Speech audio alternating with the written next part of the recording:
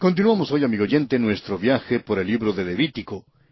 En nuestro programa anterior comenzamos nuestro estudio del capítulo 8 de este libro y consideramos el primer aspecto dentro del tema de la consagración de los sacerdotes, o sea, el llamado a la congregación para presenciar el ritual.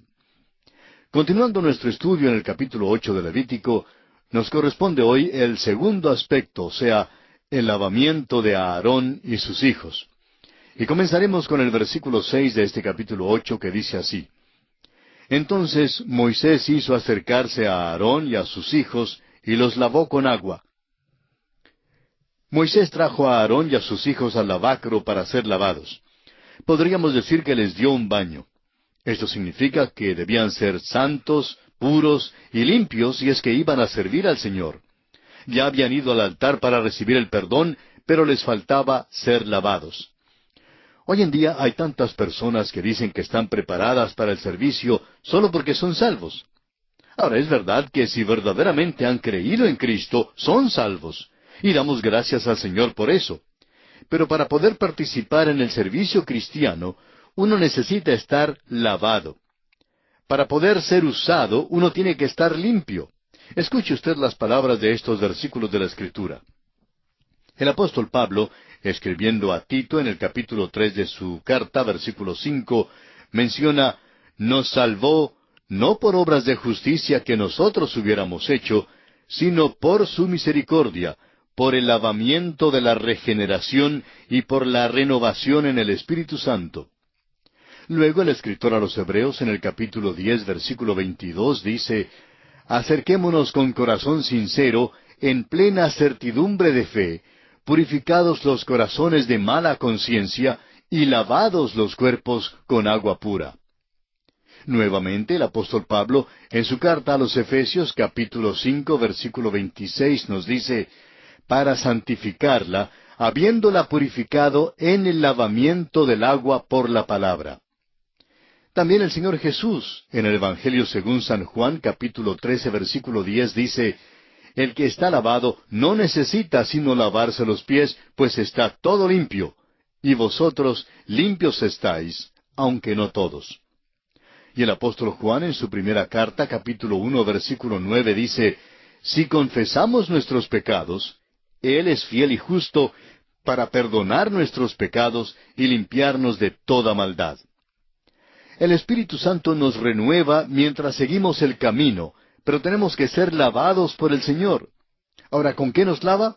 ¿Cuál es el jabón que Él usa? Bueno, es la palabra de Dios. Y solamente su palabra es la que nos lava. El Señor Jesús dijo a sus discípulos que debían ser lavados porque sus pies estaban sucios. Todos se habían bañado, es decir, todos habían sido salvados, excepto uno, Judas. Pero todavía les faltaba que sus pies fueran lavados para que pudieran tener una completa comunión con Él. Esto era para el servicio. Ahora, ¿cómo recibimos aquel lavamiento? Es mediante la confesión a Dios y a la persona que hemos ofendido. Esto es necesario para que seamos perdonados y limpiados. Amigo oyente, ¿quiere usted ser usado por Dios? Entonces, vaya y confiese sus pecados. O lo hacemos como Dios nos manda que lo hagamos, o de otra manera no podemos servir. Él tiene su método de hacer las cosas, y nosotros tenemos que aprender a obedecer sus deseos. Y pasamos ahora a considerar las vestiduras del sumo sacerdote. Leamos el versículo 7 de este capítulo 8 de Levítico. «Y puso sobre él la túnica, y le ciñó con el cinto. Le vistió después el manto, y puso sobre él el ephod, y lo ciñó con el cinto del ephod, y lo ajustó con él». Las vestimentas del sumo sacerdote son un cuadro de nuestro gran sumo sacerdote en toda su gracia y gloria extraordinaria. El sumo sacerdote se ponía una vestimenta que constaba de 8 piezas, y cada una de estas piezas simbolizaba algo. 4 eran semejantes a las que llevaban todos los sacerdotes. 4 eran peculiares al sumo sacerdote y lo distinguían de todos los demás sacerdotes. Estas eran vestiduras para gloria y belleza. Ahora, las 4 piezas de la vestimenta del sumo sacerdote que eran comunes a los demás sacerdotes eran la túnica, el ephod o faja, el turbante o mitra y los calzoncillos. Todas estas piezas eran de lino blanco, con la excepción del turbante. El lino blanco simboliza la justicia. Y cada creyente está revestido con la justicia de Cristo mismo, nuestro sumo sacerdote. Es esencial para el servicio que el creyente esté vestido así, y es necesario también que se ciña para la obediencia activa. La túnica y la faja, o sea el efod, que son mencionadas en este versículo, eran las vestiduras fundamentales que se ponían todos los sacerdotes. Estas vestimentas se describen en detalle en Éxodo capítulo 28. Leamos ahora el versículo 8 de este capítulo 8 de Levítico. Luego le puso encima el pectoral, y puso dentro del mismo los Urim y Tumim. Aquí el Urim y Tumim eran puestos sobre el pectoral. En hebreo, la palabra Urim significa luz, mientras que Tumim significa perfección. Y por tanto, estas piezas tendrían algo que ver con luces y perfecciones. No se sabe exactamente cuál sería su uso ni cómo funcionaban. Algunos creen que tenían algo que ver con la ley, y que posiblemente la ley fuese escrita sobre piedras con estos nombres.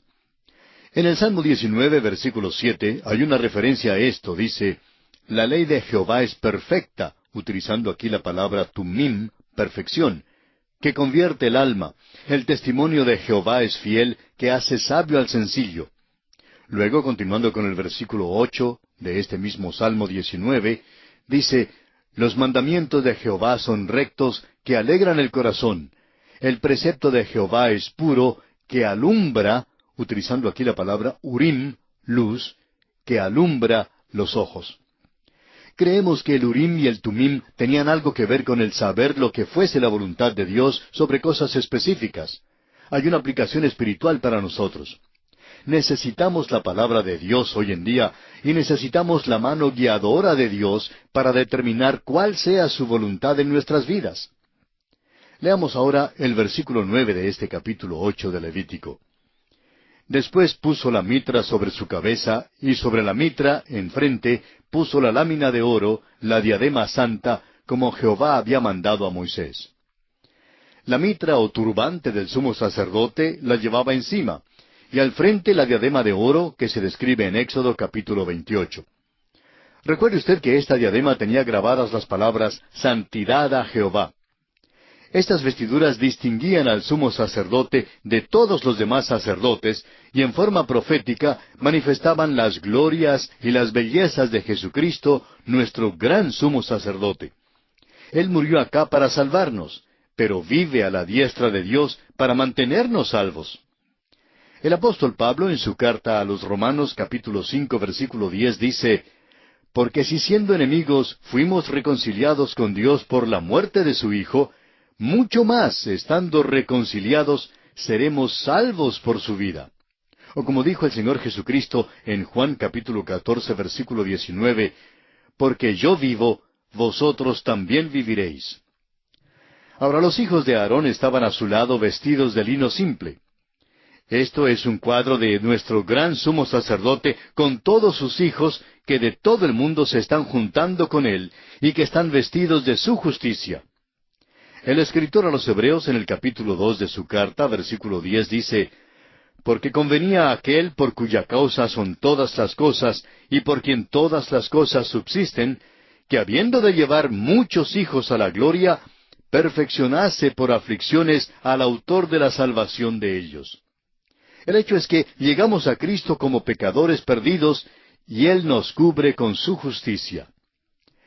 El sumo sacerdote llevaba 6 piedras preciosas en cada hombro, y cada una de estas 12 piedras tenía el nombre de una tribu. El sumo sacerdote llevaba entonces a la nación de Israel en su hombro y sobre su corazón en el pectoral. El hombro habla de la fuerza y el corazón nos habla de amor. Y pasamos ahora a considerar el siguiente aspecto, o sea, la consagración del sumo sacerdote. Leamos el versículo 10 de este capítulo 8 de Levítico. Y tomó Moisés el aceite de la unción, y ungió el tabernáculo, y todas las cosas que estaban en él, y las santificó. El escritor a los Hebreos, en el capítulo 9 de su carta, versículo 21, nos dice que el tabernáculo y todos los vasos del ministerio habían sido rociados con sangre. Y ahora vemos aquí, en este versículo 10 de Levítico 8, que son ungidos con aceite. Ya habían sido redimidos y limpiados por la sangre. Ahora necesitaban ser ungidos con el aceite que es el Espíritu Santo. Así también ahora el Espíritu Santo tiene libertad para mover y obrar en la adoración y en el servicio del tabernáculo. El Señor Jesucristo nos dice en Juan 4:24, Dios es Espíritu, y los que le adoran, en espíritu y en verdad es necesario que adoren. Continuemos leyendo ahora los versículos 11 y 12 de Levítico capítulo 8. Y roció de él sobre el altar 7 veces, y ungió el altar y todos sus utensilios, y la fuente y su base, para santificarlos. Y derramó del aceite de la unción sobre la cabeza de Aarón, y lo ungió para santificarlo. La acción de rociar el aceite simboliza la santificación. Con esto, todo estaba ya listo y preparado para ser usado, pues había sido apartado para el servicio de Dios. Pero Aarón no fue rociado, sino ungido con el aceite, es decir, que vaciaron el recipiente sobre su cabeza, cubriéndolo de aceite. Como dice el Salmo 133, versículo 2, donde leemos, «Es como el buen óleo sobre la cabeza, el cual desciende sobre la barba de Aarón, y baja hasta el borde de sus vestiduras».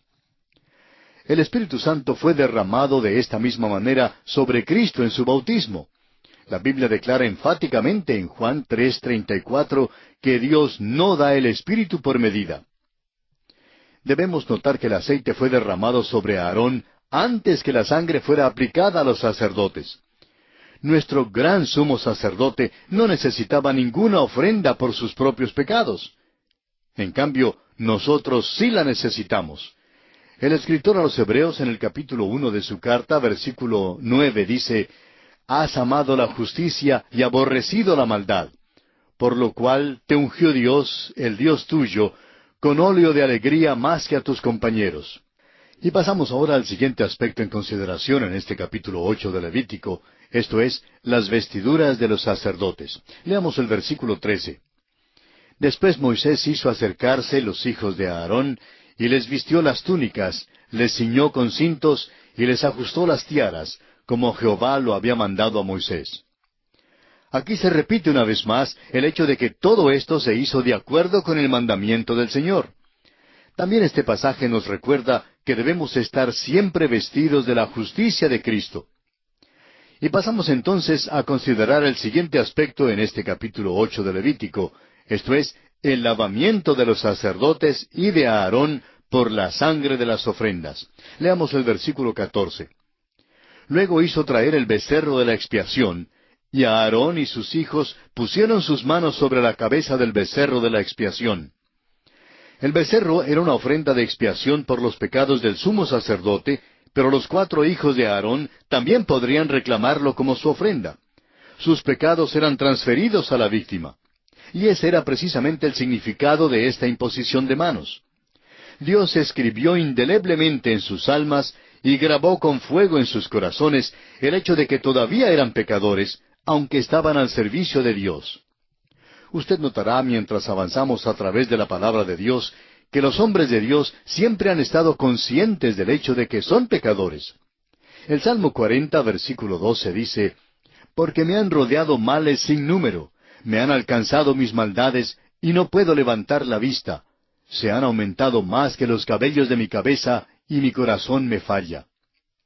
Amigo oyente, ¿cree que es usted ese tipo de pecador? Dios puede hacer algo por usted si esta es su condición. Después de todo, si usted no enferma lo suficiente como para ir al médico, no irá a ver al médico. Y si usted no está seguro si es o no un verdadero pecador, es probable que nunca vaya a Cristo. Pero si usted se da cuenta ahora que es pecador, es conveniente y es aconsejable, es más, es urgente que usted acuda ahora mismo a Cristo Jesús y le reciba como su Salvador personal. Es nuestra oración que Dios le guíe a dar este paso en este mismo instante y selle así su destino eterno.